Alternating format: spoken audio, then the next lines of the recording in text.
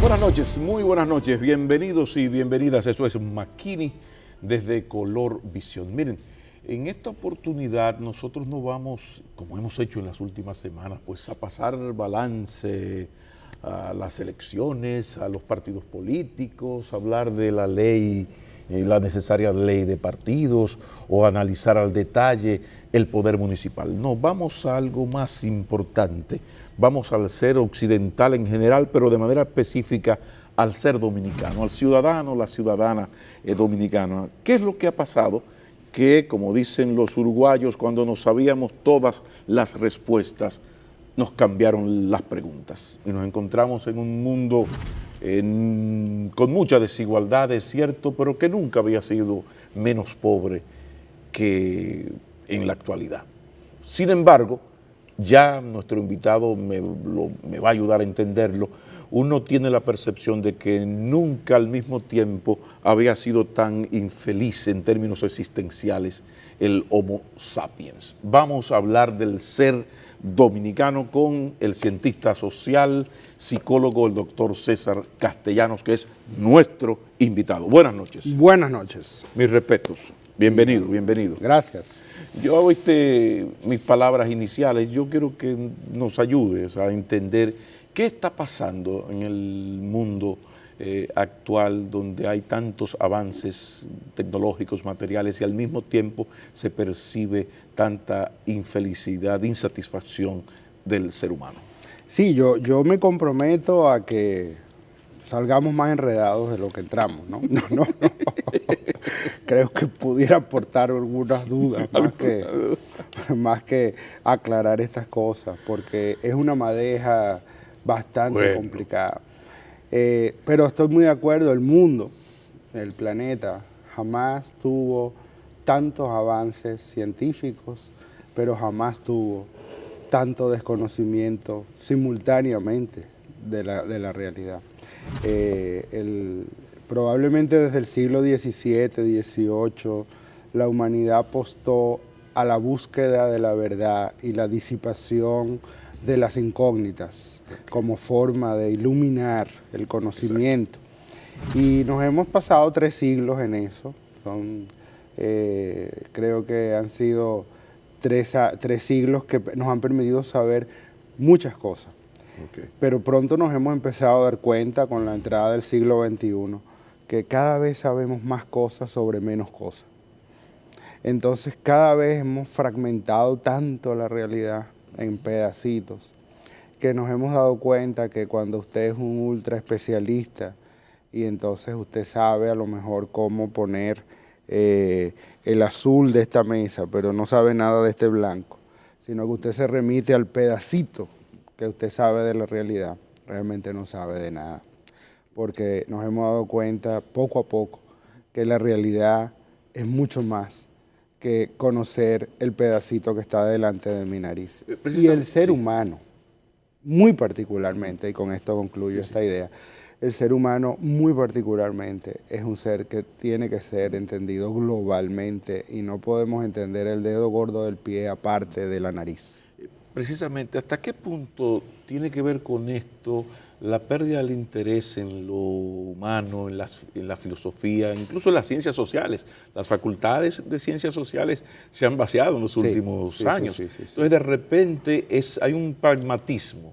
O sea, yo solo estudio o hago lo que genera beneficio rédito directo. Inmediato. Y hay un ensayo maravilloso de alguien que ahora no me acuerdo, que es la utilidad de lo inútil, que tiene que ver con la filosofía, el conocimiento del ser humano. ¿Hasta qué punto esta locura del homo economicus, el que va a por lo suyo en términos materiales, ha ido perdiendo lo esencial, que es ese sentido de la vida? ¿Por qué hemos llegado? Yo creo que hay una lectura necesaria que hacer desde fuera del bosque, ¿no? Porque estamos metidos en los árboles.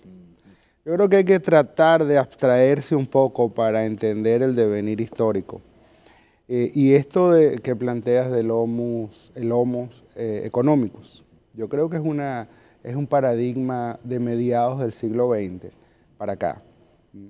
Hay que trabajar duro, ahorrar, tener un buen empleo para ascender en ese empleo, una buena empresa. Esa posmodernidad centrada en la racionalidad, sí, y en lo individual, sí, lo individual sobre correcto, lo social por siempre. Sí.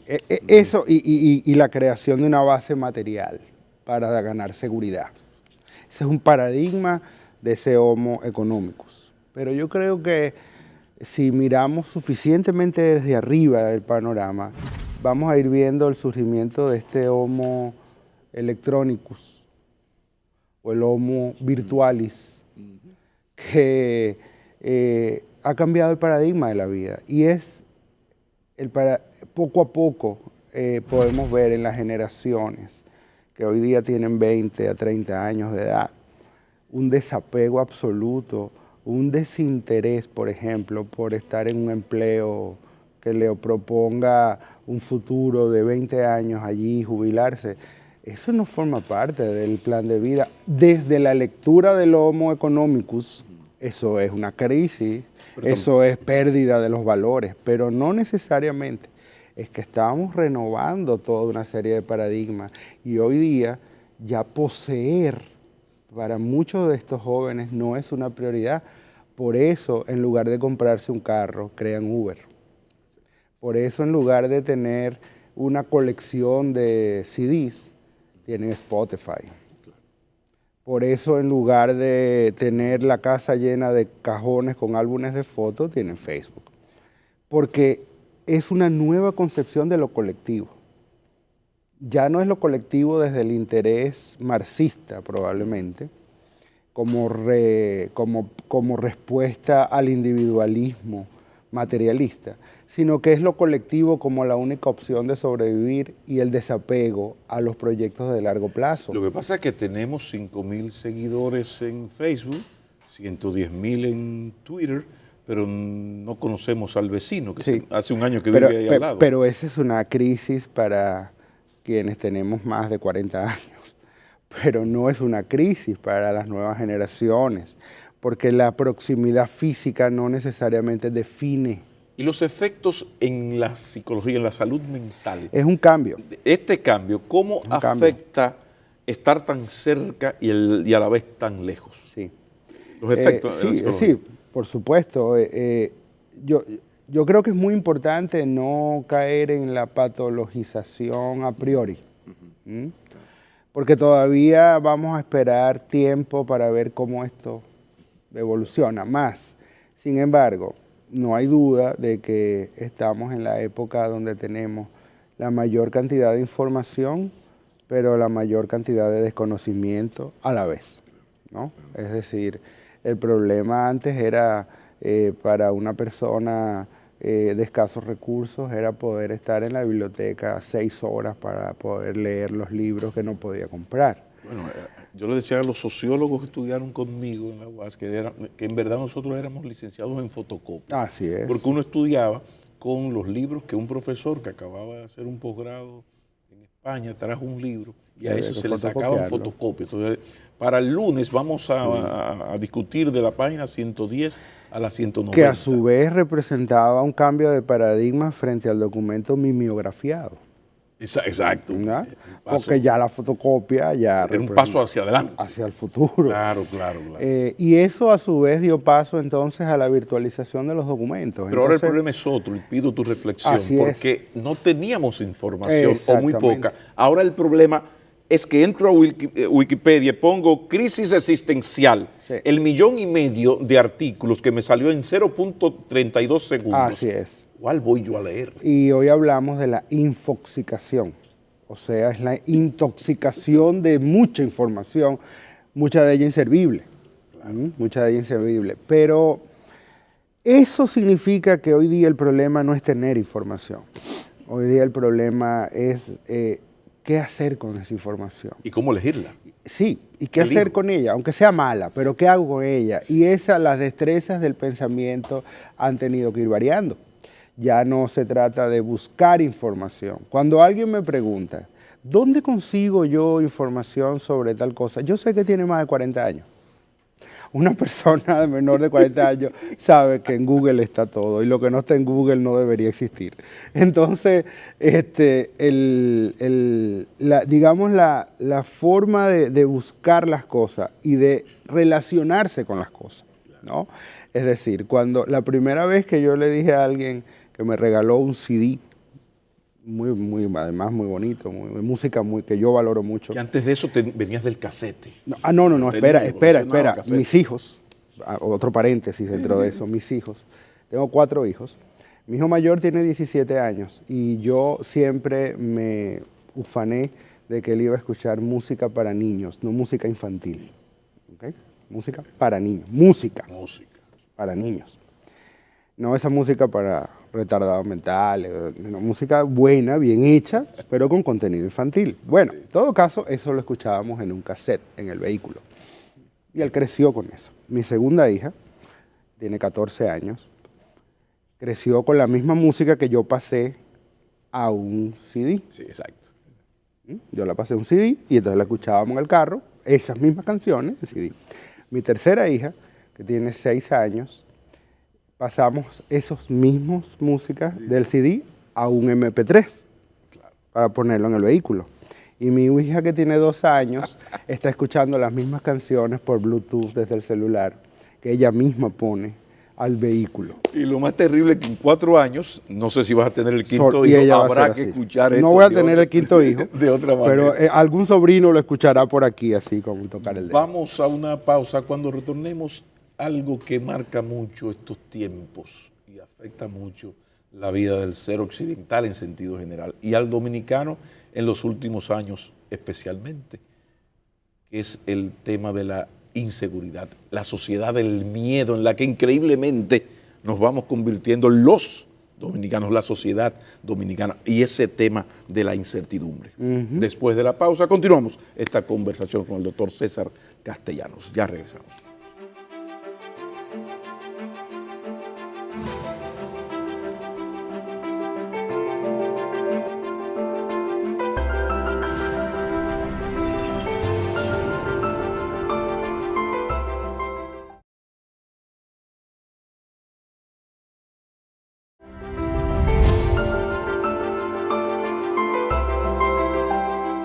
César Castellanos, otro elemento en esta conversación, el tema de la inseguridad, la sociedad del miedo que somos, la incertidumbre que está en todos. Y tocaste ahorita el tema de que nuestra generación era estudiar una licenciatura en algo, entrabas a una empresa y a los 25 años y 66 años de edad o 67 te daban un diploma y te pensionaban. Esa era la aspiración mayor. Esa es la ruta. Todo este cambio, esta incertidumbre mezclada con esta nueva sociedad del miedo, que lamentable e increíblemente decía, se ha convertido la sociedad dominicana también en eso. Sí, inesperadamente, sí. Como éramos antes. Yo diría que sin duda una cosa es la triste pero pareciera irremediable ruta de la descomposición social de la mayoría de las sociedades, y pareciera que el desarrollo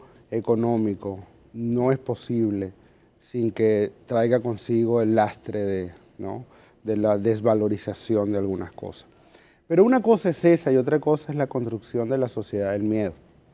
Y yo creo que la sociedad del miedo solo se construye en sociedades socialmente poco cohesionadas, ¿no?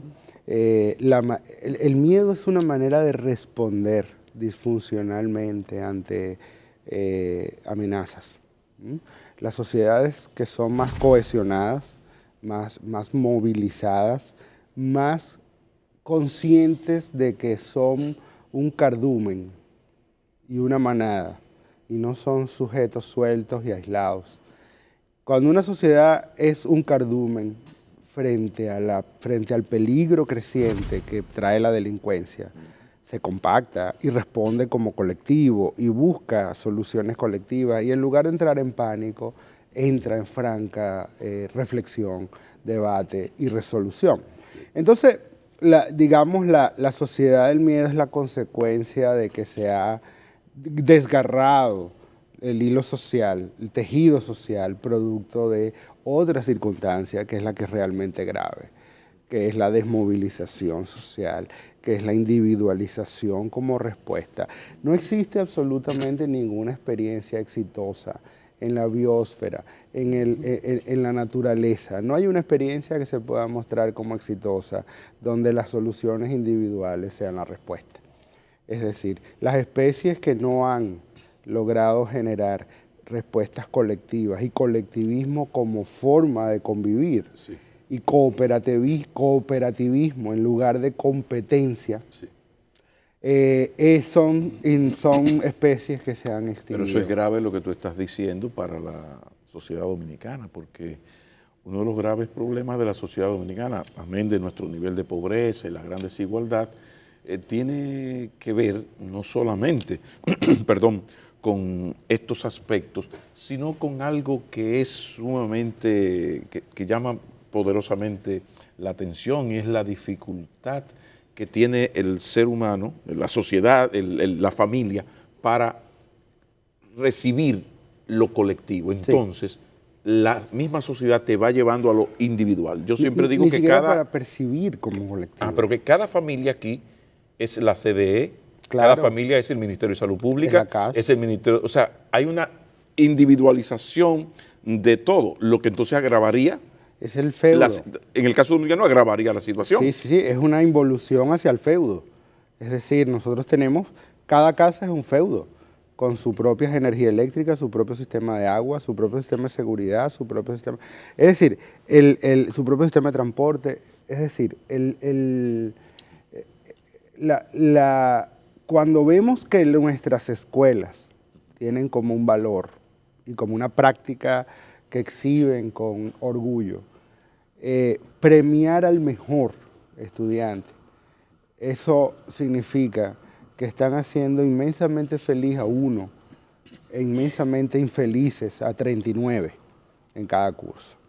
Esta forma de pensar piramidalmente, donde vamos a canibalizarnos unos a otros a ver quién llega a la punta de la pirámide, y la venta del éxito como que si fuera el necesario fracaso de los de al lado para tú poder ser exitoso, porque el éxito se te vende como la cumbre, se te vende como la pirámide. Los cuadros de honor. No, que mi hijo está en el cuadro, de honor. Eso significa que el resto son unos ñames, ¿no? Entonces, esa manera de entender, digamos, la vida en común y la vida en sociedad, donde yo tengo que luchar por ser mejor que tú y ser el mejor, no lo mejor que yo pueda hacer, sino el mejor, que los demás sepan que yo soy mejor que tú. Esa manera de conceptualizar y construir la vida en sociedad nos lleva a un solo camino, que es ir canibalizándonos unos a otros para poder, por supuesto, ser mejor. Esa carrera tiene un final predecible y cada día lo vemos. Y entonces, claro, va a generar una serie de prácticas, porque esa cosmovisión, esa forma de ver el mundo, genera prácticas. Y entre las prácticas está, bueno, yo voy a agenciarme lo más que yo pueda yo, ¿no? Sálvese quien pueda, porque como quiera, aquí cada quien está por lo suyo y cada quien está por sí mismo. Esa manera, esa forma de entender la vida es generadora de inmensas depresiones, de inmensas ansiedades, de inmensas infelicidades. Por supuesto, puede generar muchas felicidades, pero a uno. Claro. A uno. Cuando retornemos vamos a hablar esto de las patologías, ya para entrar bien directo en el mundo de la psicología, que este nuevo mundo, a partir de lo individual y cosas como estas, genera en el ciudadano, la ciudadana. Vamos a la pausa, ya retornamos.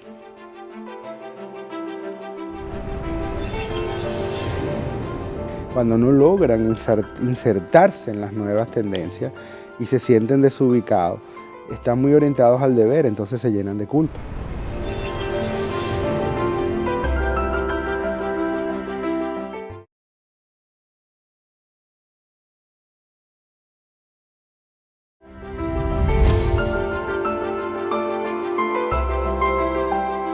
Esta nueva realidad que se nos presenta y que tan rápidamente va cambiando debe generar algún tipo, o no necesariamente, que ya me dirá usted que es el que sabe de estas cosas, pero algún tipo de patología, aumenta la posibilidad de crisis depresivas. ¿Cómo recibe el ser humano estos cambios, esta rapidez en esos cambios? Sí, primero esa rapidez yo creo que es importante señalarla. Entre 1950 y 1980 pasaron 30 años y lo que se supo del mundo, de la vida y de todo lo existente en lo material fue mucho más en esos 30 años que en los últimos 300. Y lo que se supo en los 20 siguientes, del 80 al 2000, fue mucho más que los 50 anteriores. Pero lo que sabemos del 2010 al 2016 es mucho más que lo que toda la humanidad había sabido anteriormente. De modo que lo que va a pasar en los próximos 3 años es totalmente impredecible. No sabemos. Entonces eso genera mucha angustia. Ajá, pero ¿cómo afecta la salud mental del ser humano mira, esta orfandad, este fracaso de Dios, porque tenemos que tocar la religión, o de las ideologías, ni Marx, ni Dios, todo esto, ¿cómo se expresa? No son fracasos, pero fueron necesarios para llegar a donde estamos. Si no hubiesen estado, estuviéramos todavía donde estábamos cuando los buscamos a ellos. O sea, que estamos un peldaño más arriba, pero ya necesitamos cambiarnos la ropa. Ya lo que pasa es que ya los shorts no nos sirven. Sí, pero fíjate que la salida que presentaba el marxismo y que se llevó a la práctica con el poder soviético, el fracaso está ahí más que evidente, o el fracaso de la religión, que tiene todavía una gran utilidad social, es muy comunitaria la religión, un instrumento de socialización fundamental. Sin embargo, todo esto ha ido cambiando. Sí, yo diría que han fracasado los ensayos de convertirlo en práctica. No necesariamente ha fracasado el modelo conceptual. Han fracasado los intentos de ponerlo en práctica, pero también han fracasado sus opositores. Es decir, tampoco tenemos el liberalismo de Friedman en práctica, ¿no? Ni tenemos el capitalismo de Keynes en práctica. O sea, tenemos simplemente las prácticas que tenemos que se han ido ensayando. Pero los modelos como tal, ninguno de los dos ha logrado. Te explico, por ejemplo, los franceses, que son muy laicos, seculares, entonces, bueno, la religión vamos a apartarla del Estado y vamos a lo racional, la ilustración, o los suyos. Sin embargo, eso ha demostrado, y Francia es un muy buen ejemplo, de que tampoco por ahí ha funcionado. Y eso ha creado incluso unas carencias que la religión sí suplía. Entonces, ni contigo ni sin ti. Sí. Los suizos llegaron a modificar el himno nacional porque en una parte de su himno mencionaba a Dios. Y ellos consideraron que eso era injusto para quienes no creían en Dios. Y que el Estado se debe a todos y a todas. Entonces modificaron la letra del himno nacional hace 5 años, 6 años. Entonces, digamos, los paradigmas van cambiando. Ahora, los seres humanos en general se orientan hacia 3 grandes ejes. Algunos seres humanos se orientan hacia el poder. Otros seres humanos están mucho más gobernados por el deber. Y otro grupo de seres humanos están mucho más orientados por el placer. Y en ese triángulo se tejen distintos énfasis. Las personas que están muy orientadas hacia el poder, cuando se enfrentan a transiciones como estas que estamos viviendo desde el punto de vista histórico, se sienten, por supuesto, entonces desconcertados. Las personas que se orientan hacia el poder bajo situaciones de desconcierto se tornan invadidas por el miedo. Y cuando las personas se tornan invadidas por el miedo, tienden a ser violentas o tienden a ser depresivas. Entonces ahí tenemos un grupito, digamos, que podemos empezar a entender. Mucho de la crisis existencial en términos de depresiones y en términos de personas que sienten que sus fantasmas les están, ¿verdad? Ajá. Son personas que están extremadamente orientadas al poder y no encuentran en este nuevo contexto cómo se articula eso. Y entonces es necesario reaprender eso, porque el poder decimonónico que aprendimos de los emperadores y el poder de los dictadores ya no es posible, porque si me dejas un hilito de Wi-Fi, tú me puedes trancar en la mazmorra que tú quieras y estoy en el planeta. Entonces, nada le quita más poder a un adolescente que el Internet. Le quitaste el Internet y le puedes dejar todo. No le prohíbas que salga, no le prohíbas que vaya a la discoteca, no le prohíbas nada. Quítale el Internet y estará preso. El mayor castigo a un adolescente que está faltando. Quitarle el Internet. Quitarle el Internet. Hoy día tú puedes en una empresa cualquiera, quitar 5 minutos el Internet y todo el mundo se para. El Internet, no hay Internet, no hay Internet. Pero se supone que estaban trabajando en otra cosa. Pero estamos en la vida simultánea. Todo el mundo trabaja simultáneamente conectado a alguien y chateando con alguien. Bueno, por un lado. Por otro lado, tenemos un grupo de personas mucho más orientadas al placer. Y las personas orientadas al placer tienden a, cuando se ven en estas transiciones de desazón y que no logran entender el panorama, tienden a llenarse de vergüenzas.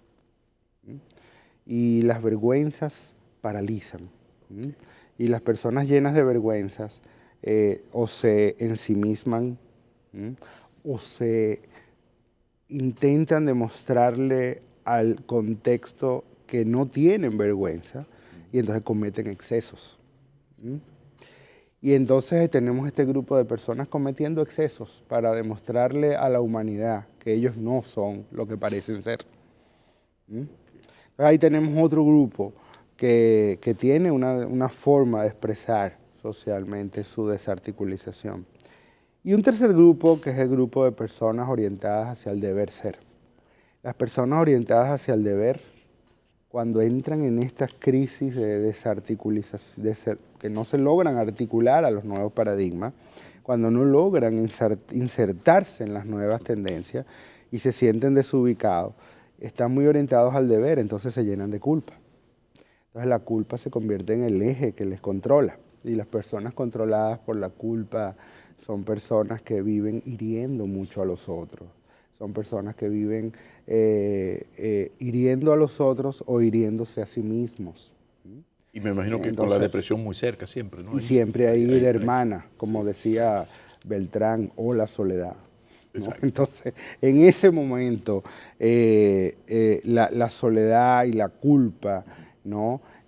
Sobre todo cuando es ahora exacerbada por ese estilo judeocristiano de que mientras más culpable, más expías dolor, ¿no? Y que sufrir es parte de crecer y toda esta visión de la vida a través de las laceraciones y los latigazos hacia el Gólgota.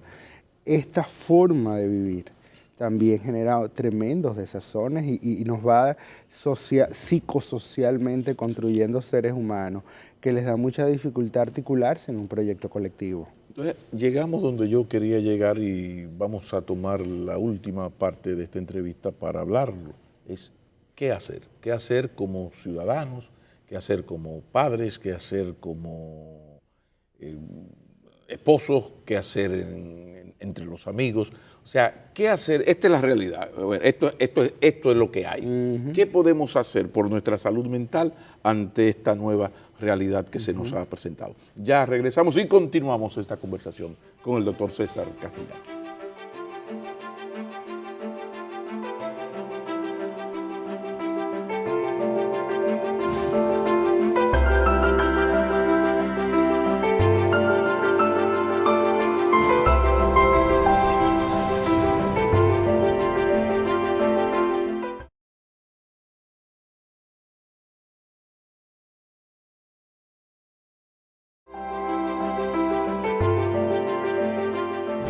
Ante todo lo conversado, ¿qué hacer? ¿Qué hacer, César Castellanos, como ciudadano, como esposo, como padres, ante esta nueva realidad y cambiante realidad? ¿Qué podemos hacer por la salud mental de nuestra gente y de nosotros mismos? Sí, como decíamos al inicio, esa es la parte donde quizás podamos aportar más dudas que soluciones, pero creo que es claro que estamos en... Ya que tú insististe en la invitación. Pero yo creo que es claro que estamos ante lo que llamamos los problemas de segundo orden. O sea, ya no podemos explicar ni solucionar las problemáticas que estamos viviendo con las soluciones que conocíamos. Como bien dijiste en la introducción del programa, ya nos estábamos aprendiendo las respuestas, pero nos cambiaron las preguntas. Entonces, ahora los problemas de segundo orden no pueden ser abordados de forma tan simplista como lo hacíamos antes. Aquellas famosas títulos de tesis que comenzaban con causas y consecuencias de tal cosa. Eso ya no responde a la realidad, porque la realidad no tiene ni causas ni consecuencias. Es ambas cosas a la vez. Es ambas cosas a la vez. Y si las tratas de disgregar, dejan de ser lo que son. Entonces, las problemáticas alrededor, por ejemplo, del género, de la paternidad, de la crianza, de la forma como se construyen las relaciones de pareja, etc., son realidades que remiten a buscar soluciones que todavía no hemos diseñado. Que necesitamos entender primero que los problemas han cambiado, porque ya los problemas no son que si el hombre es más fuerte que la mujer o que si la mujer tiene derechos. O sea, esos problemas ya se solucionaron. O sea, sabemos que todo el mundo tiene los mismos derechos, hay una Carta de Derechos Humanos. Es decir, para eso hubo respuesta en el siglo XX. El problema del siglo XXI, que estamos todavía en puertas, es cómo vamos a convivir con las nuevas situaciones que nos presenta la humanidad. ¿Cómo vamos a convivir en una nueva humanidad donde el problema ahora no es qué tan cerca está el vecino, sino qué tan ancha es la banda de mi internet para poder tener más amigos? ¿Ve? Entonces, eso nos va a generar otro... ¿Cómo vamos a solucionar? Nuevo concepto de la amistad. Claro. Nuevo concepto de la gente enamorarse. ¿Cómo vamos a mí me a dicen que la gente se solucionar? enamora por Facebook. Por Facebook. Bueno, Cuentan. Facebook es para viejos ya. Las redes sociales para los muchachos son otras, ¿no? Que además es tan interesante porque para los adolescentes el email es una pieza de museo, ¿no? O sea, ningún muchacho me estoy sintiendo agredido, ¿eh? No, es así, o sea, ningún joven hoy día utiliza correo electrónico. Son cosas para viejos. Para gente. Entonces, ante esa voracidad, ¿verdad? Nosotros vamos a necesitar, en lugar de caerle atrás a eso, vamos a necesitar entender cómo se vive con esa rapidez, que es otra cosa, ¿ya? Que es otra cosa. Por decir algo, ¿no? Tenemos que cambiar la manera de abordar los problemas, porque los problemas ya no son abordables como antes lo eran, buscando las causas y a partir de ahí entendiéndolas y entonces solucionándolas. O sea, nuestra lógica no funciona. Ya no. De los señores. La lógica de los señores y las señoras. La de los dones. Los dones, no. Ya, y las doñas. Ya no funciona. Ahora, los principios básicos y constitutivos van a seguir siendo los mismos. Respeto, la comunicación, la solidaridad. Los valores. Los valores. Y los principios. O sea, entonces, pero cuidado entonces, lo que cambia es el modo de expresión. Debe retornar y con mucha fuerza en esos principios y valores. Por ahí es que prende la cosa. Sí, y más que retornar, evolucionar. O sea, porque el problema es que los tenemos asociados a una serie de prácticas desfasadas. Tenemos que aprender a dosar los valores, a las nuevas prácticas. Necesitamos adosar los valores. Tradúceme eso para un padre en su nueva relación con un adolescente donde, a diferencia de nuestra generación, cuando yo tenía 10 años mi papá era Superman, lo sabía todo, me lo explicaba todo. Ahora mis hijas, desde que tienen 5, son mis profesoras de informática. Sí, y Google es su Superman. Claro. Es su oráculo. Papá no sabe de nada. Exactamente. Pero papá sabe cosas que son intangibles desde Google, ¿ves? Y eso es muy importante hacerlo, volverlo a poner en la mesa, porque hoy día no se trata de que papá sepa mucho. El papá que sabía muchas cosas era el de antes. Hoy día no se trata de que papá sepa mucho, se trata de que papá sepa exactamente, estar conmigo mientras yo busco información. Otro tema, comunicación. Importancia en esta época. Solidaridad. Comunicación, solidaridad, amor al prójimo. esas cosas no pueden desmovilizarse porque son los hilos que tejen la sociedad. Y eso, ojo, no es patrimonio de ninguna filosofía, de ninguna religión. Son los principios constitutivos del convivir en sociedad. Nos estamos emborrachando del conocimiento, por ejemplo, de las neurociencias. Y estamos creyendo que, y quien te habla es un neuropsicólogo, ¿no? Y mi doctorado es en neurociencias. Y doy la alerta de que podemos estarnos emborrachando de creer que porque conocemos que en la circunvolución tal del hemisferio tal se prende cuando yo te digo Pablo, resulta que ahí está el nombre. Sí. ¿No? Entonces, el ser humano es mucho más que eso. Y necesitamos entender que eso es importante, pero eso es un vehículo material para muchas otras cosas.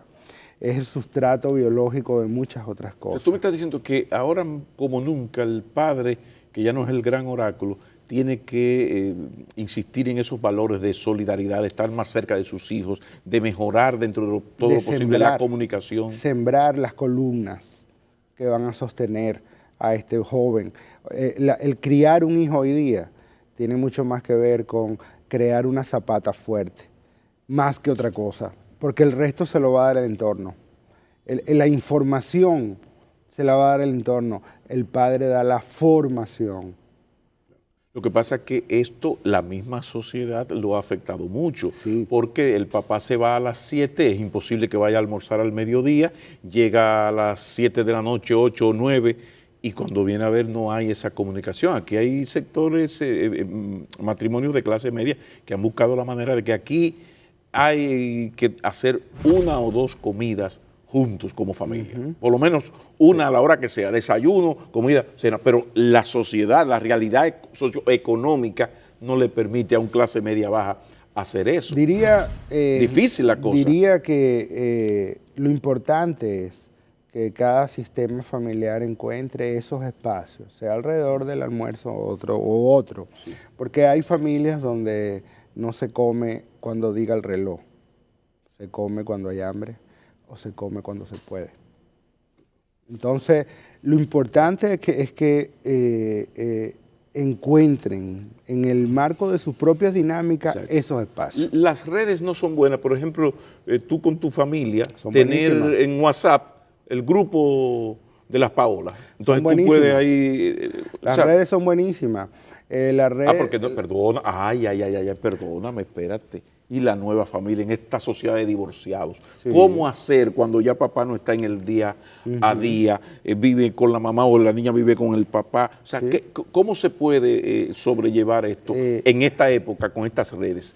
Sí. Ese es un camino. Las redes sociales son buenísimas, son instrumentos. Y los instrumentos tú los usas para bien o para mal. En la época nuestra, la gran amenaza era el teléfono. Y entonces, muchachos, suelta ese teléfono. Entonces las compañías de teléfono ofertaban unos planes para el adolescente, que era un teléfono aparte para que el adolescente no dejara ocupada la línea para la casa. ¿Cuánto hablaba un adolescente enamorado? Mira. Entonces era la amenaza. Y antes de eso era el televisor. Entonces la crisis era que la televisión va a acabar. Todos esos son instrumentos. Y todos vienen supuestamente a acabar con la familia. Acabar con la familia. Nunca la terminan de acabar. Pues, entonces el internet es la amenaza de hoy día y las redes sociales. Pero eso simplemente encuentran espacios donde están las brechas hechas. ¿Ya? No vienen a abrir nada, ni a irrumpir en nada. Vienen a meterse donde hay grietas, ¿no? Y donde consigue grietas, entra y llena ese espacio. A mí me dicen, bueno, pero es que es muy penoso ver una pareja en un restaurante frente a frente y los dos chateando. Sí, muy penoso. Pero esa misma pareja la veíamos hace 20 años sentada en la misma mesa viendo para el techo los dos. Lo que pasa es que encontraron el celular. Había una brecha y por ahí se metió algo. Eso no interrumpió su comunicación, simplemente la evidenció, la puso visible. Si se tenía una buena comunicación, ahora se tiene por WhatsApp, pero se tiene una buena comunicación. Las herramientas son herramientas, ¿no? Y las redes sociales son herramientas. Y pueden servir, y pueden usarse muy bien para fortalecer los vínculos familiares, que ya son fuertes, pero pueden ser destructores de vínculos familiares que no existían. Okay. Final. Tips para unos padres en este siglo XXI. La relación con sus hijos, Sí. Esta es la sociedad de los divorciados. ¿Qué se puede hacer ante esta realidad que hemos planteado en todo este programa? Sí. Hoy día en las escuelas es más fácil encontrar niños de padres divorciados que de padres casados. Eso ya no es un mito. El divorcio es un hecho jurídico y es un hecho que puede tener un impacto en los muchachos siempre y cuando los padres se divorcien de los hijos. Pero padres que no se divorcian de sus hijos no tiene por qué verse impactado el vínculo entre padres e hijos. El divorcio de papá y mamá no tiene por qué ser el divorcio de papá y mamá con los hijos. Ahora, creo que hay que rescatar, digamos, reivindicar la importancia de mantener lo que siempre ha sido el vehículo de cohesión en una sociedad. En primer lugar, los valores de solidaridad han de ser puestos siempre en el centro de una familia. Valores como la humildad, valores como el amor al prójimo, el respeto a la vida, el respeto a la diversidad, la tolerancia hacia lo distinto. Esos son valores que deben promoverse porque no importa qué contexto estemos, no importa que estemos en el Enterprise, en la galaxia de Omega, esos valores van a mantener cohesionado esa colonia en esa nave espacial. ¿Ves? O sea, necesitamos mantener el eje central de lo que nos mantiene siendo una vida y lo que nos mantiene unidos como un colectivo. De otra manera, la especie sí está en peligro. César Castellanos, doctor Castellanos, muchísimas gracias. De esto se trataba, se trataba de no analizar las elecciones, los partidos políticos, lo de la ley de partidos hablaremos otro día. Hoy estábamos en esto, el ser occidental, el ser dominicano ante la nueva realidad que esta posmodernidad nos ha traído y esta revolución tecnológica. Y creo que sí, que invitamos a quien teníamos que invitar, porque de eso se trata. Aquí uno lo que quiere es siempre hablar de lo que es importante, con quien tiene los talentos, la capacidad, las calidades, la formación para contarnos lo fundamental. En esta ocasión ha sido el doctor César Castellanos. Muchísimas gracias. Gracias. No hay tiempo para más. Un feliz fin de semana y si es en familia, mucho mejor, mucho mejor. Buenas noches.